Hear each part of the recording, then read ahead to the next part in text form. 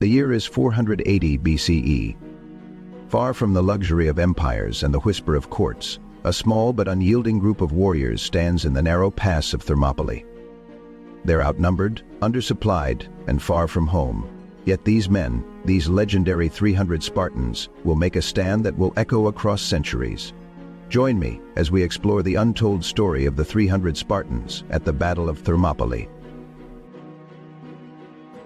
At the heart of the Persian Empire stood Xerxes I, a king determined to expand his vast empire even further. Persia ruled over countless lands, but the tiny city-states of Greece were a challenge he couldn't ignore.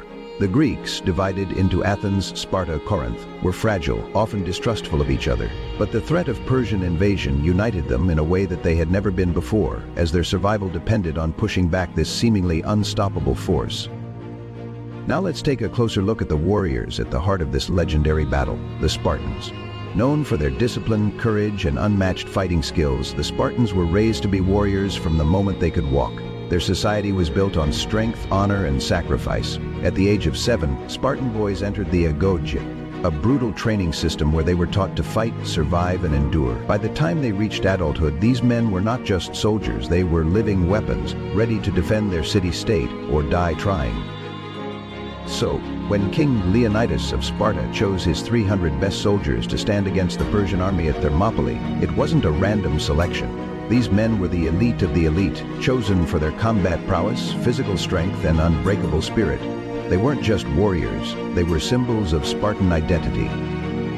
Xerxes' army was enormous. Estimates say it numbered between 1,000,000 to 300,000 men.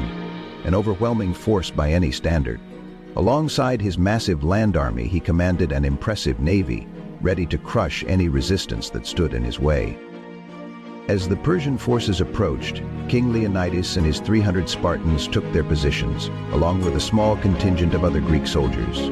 In total, they numbered around 7,000.